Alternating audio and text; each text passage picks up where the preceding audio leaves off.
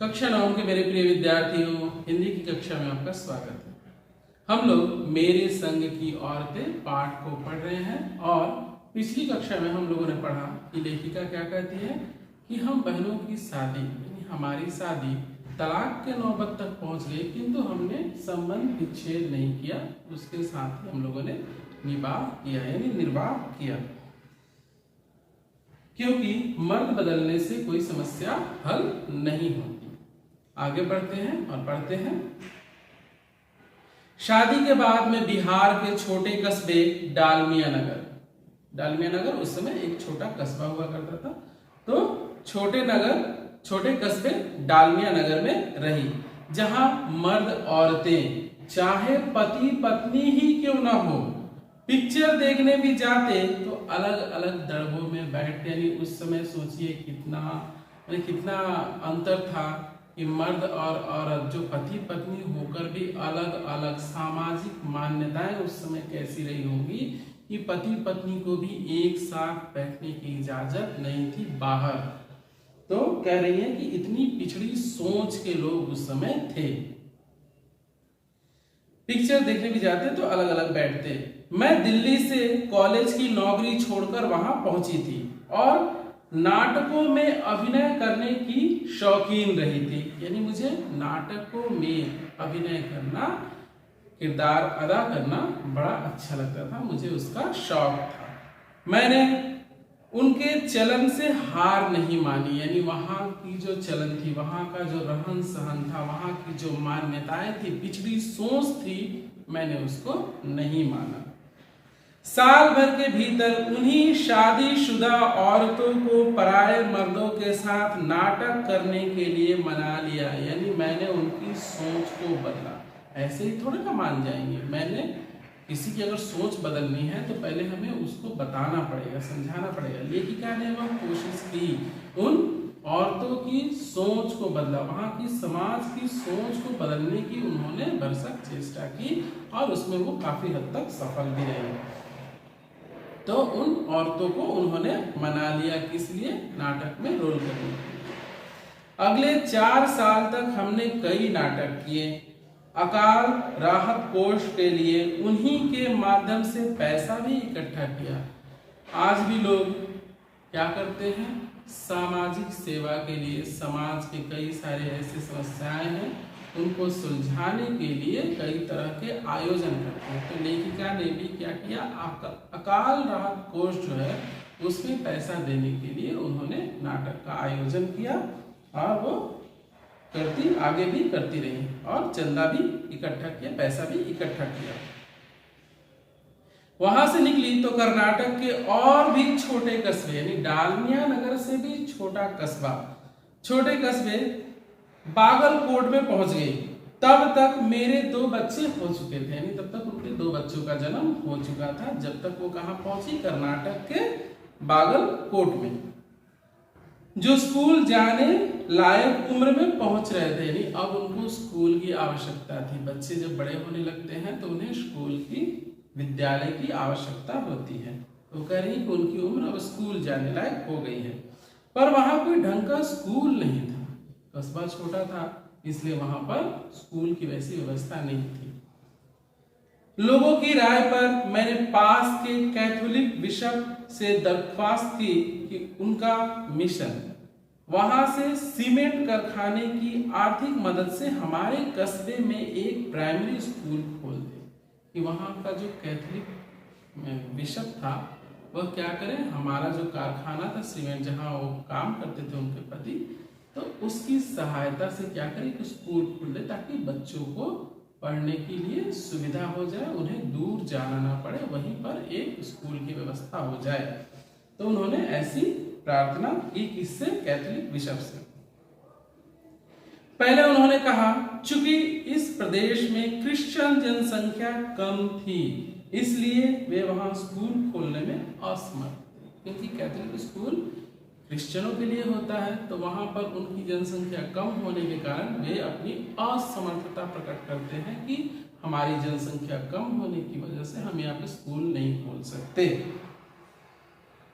मैंने गैर क्रिश्चियन बच्चों को भी शिक्षा पाने के लायक सिद्ध करते हुए अपना इसरार यानी आग्रह क्या किया। इसरार का अर्थ होता है आग्रह जारी रखा कि क्या उन्होंने कहा कि क्या गैर क्रिश्चियन बच्चों को शिक्षा का अधिकार नहीं होता, उन्हें भी तो शिक्षा का अधिकार होता है। तो आप ये कैसे कह सकते हैं कि केवल क्रिश्चियन बच्चों के लिए ही स्कूल खोला जाना चाहिए। ये उन्होंने उनको बताया कि आप केवल क्रिश्चियन बच्चों के बारे में मत सोचिए, अपनी संख्या के बारे में मत सोचिए, गैर क्रिश्चियन बच्चों को भी शिक्षा का उतना ही अधिकार है जितना आपका जो समाज है उसको है। तो आप उनके बारे में सोचकर स्कूल खोलिए, ये उन्होंने उनसे आग्रह किया।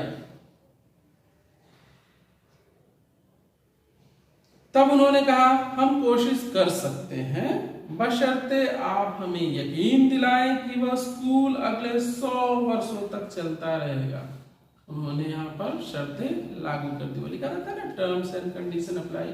तो देखिए यहाँ भी वो क्या शर्त लगा दे रहे हैं कि आप ये विश्वास दीजिए, भरोसा दीजिए, ऐसी गारंटी दीजिए कि यह स्कूल जो मैं खुलवाऊंगा वह 100 सालों तक चलता ही रहेगा। मुझे गुस्सा आ गया। लेखिका क्या कहती है कि यह सब बातें सुनकर मुझे क्रोध आ गया। मैंने कहा स्कूल छोड़िए, किसी के भी बारे में यकीन नहीं दिलाया जा सकता कि वह अगले 100 बरस तक चलेगा। किसी की भी कोई गारंटी नहीं दे सकता। हम अपने जीवन की गारंटी नहीं दे सकते कि आज हम हैं कल रहेंगे कि नहीं रहेंगे, हम इसकी गारंटी नहीं दे सकते। तो स्कूल की गारंटी कैसे दे सकते हैं उसको कि बस 100 साल तक चलेगा, वहां पर गैर क्रिश्चियन बच्चों के जगह पर क्रिश्चियन बच्चे केवल पढ़ेंगे। इन सब चीजों की गारंटी नहीं दी जा सकती। तो क्या बोल रहे हैं, वे भी गुस्सा खा गए। लेखिका की ये सब बातें सुनकर उन्हें भी क्रोध आ गया ऋषभ महोदय को। बोले खुदा का लाख शुक्र है, बच्चों के ना पढ़ पाने की समस्या आपकी है, मेरी नहीं। एक पढ़े लिखे व्यक्ति के मुख से ऐसी बातें सुनना किसी भी तरह से उचित नहीं कहा जा सकता। हम ऐसा कह नहीं सकते ये समस्या आपकी है इसलिए आप ही इस पर सोचिए, हमारी इसमें कोई समस्या नहीं है। नहीं, मेरे बच्चे थोड़े ना पढ़ने वाले हैं, तो ये आपकी समस्या है, आप सोचिए, मेरी नहीं। इस कड़वी बात कड़वी थी पर 100% सच थी। इस समस्या तो लेखिका की थी, उनके बच्चों की समस्या थी, उनके वहां के जो रहने वाले बच्चे थे उनकी समस्या थी। सच के आगे सिर झुकाने की हमारी बचपन से आदत थी कि सर के आगे माफ कीजिएगा, सच के आगे हम हमेशा सर झुकाते हैं। यह हमारे परिवार की शिक्षा है, परंपरा है। सो मैंने तय किया कि मैं खुद अंग्रेजी, हिंदी, कन्नड़ 3 भाषाएं पढ़ाने वाला प्राइमरी स्कूल वहां खोलूंगी और कर्नाटक सरकार से उसे मान्यता भी दिलवाऊंगी। वहां के अनेक मेहनती और खिसके लोगों, यानी उन्हीं की तरफ जो लोग हैं, खिसके लोगों की मदद से वह व्रत पूरा हुआ, यानी उनकी कोशिश कामयाब रही और स्कूल खुल गया। मेरे बच्चे तथा अन्य अफसरों के बच्चे उसी स्कूल में पढ़े। बाद में अलग अलग शहरों के अलग अलग ख्यातनामी स्कूलों में दाखिला भी पा गए, यानी उनकी मेहनत रंग लाई। उन्होंने कर्नाटक सरकार से मदद लेकर वहां स्कूल खुलवाया और अपने बच्चों को वहां पढ़ाया। बाकी जो वहां के अफसरों के बच्चे थे वो भी वहां पढ़े। बाद में बच्चे धीरे धीरे बड़े होते गए और दूसरे स्कूलों में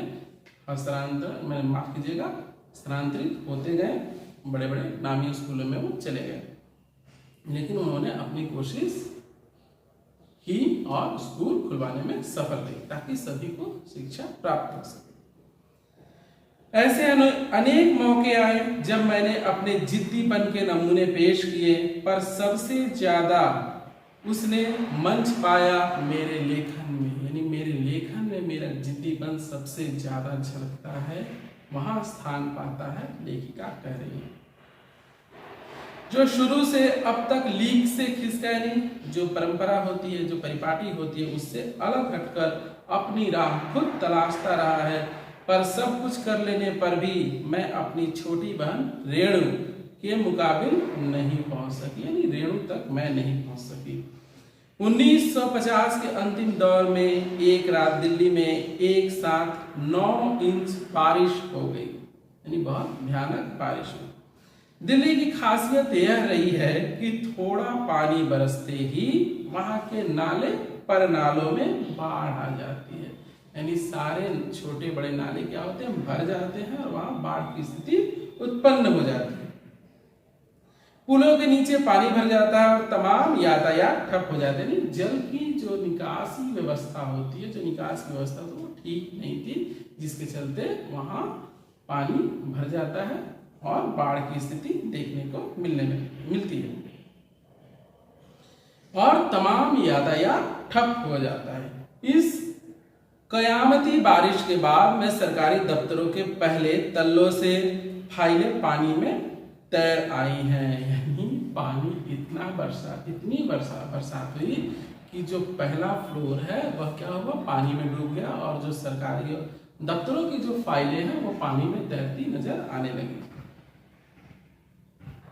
अगली सुबह किसी तरह का कोई वाहन सड़क पर नहीं निकला था। पानी भरा है, ज्यादा पानी भरा है, अब वाहन कैसे चलेंगे, सामने गड्ढा है, क्या है, कुछ दिखाई नहीं देगा, तो वाहन बंद थे। जाहिर है रेणु के स्कूल की बस भी उसे लेने नहीं आई। रेणु ने कहा कोई बात नहीं, मैं पैदल चली जाऊंगी। सबने समझाया स्कूल बंद होगा, मत जाओ। रेणु भला मानने वाली थी किसी की बात? उसने कहा आपको कैसे पता, आप लोग कैसे जानती हैं कि स्कूल बंद होगा, मैं तो जाऊंगी।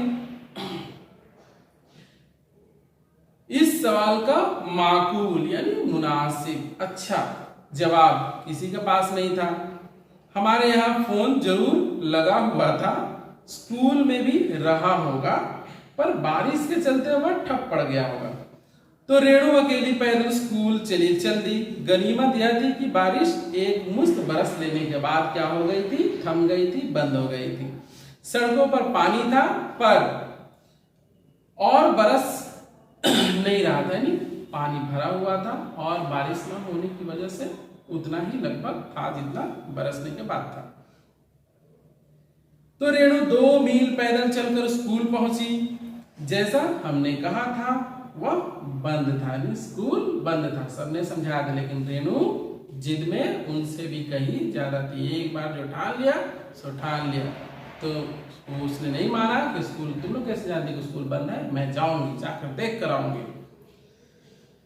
तो वह गई। चौकीदार रेणु को देखकर दंग रह गया, ये कहां से आ गई? पर रेणु को कोई मलाल नहीं था, दुख नहीं था। क्यों? वह वापस 2 मील चलकर घर गई। सबने कहा हमने पहले ही कहा था। ये तो जाहिर सी बात है कि सभी ऐसा कहेंगे कि हमने तो पहले ही कहा था, हमने तो पहले ही बताया था स्कूल बंद होगा, मत जा। उसने कहा स्कूल बंद था तो मैं वापस आ गई। इसमें आपका कहना कहां से आ गया, यानी स्कूल बंद था तो मैं आ गई, इसमें आपकी बात कैसे सच हो गई? अगर स्कूल खुला रहता तो मैं काम करती हूँ वहां जाकर। सोचती हूँ कैसे रोमांच का अनुभव हुआ होगा उसे उस दिन, जगह जगह पानी से लबालब करते सुनसान शहर में चिनाट अकेले अपनी धुन में मंजिल की तरफ चले जाना। सच अकेलेपन का मजा ही कुछ और है। सत्य है कि अकेलेपन का मजा ही कुछ और है। अगली कक्षा में जब हम लोग मिलेंगे तो हम लोग इसके प्रश्नोत्तरों पर चर्चा करेंगे। तो मिलते हैं अगली कक्षा में और पढ़ते हैं हमारा बाकी का भाग, यानी इसके जो प्रश्न उत्तर है उसको हम लोग करेंगे अगली कक्षा में।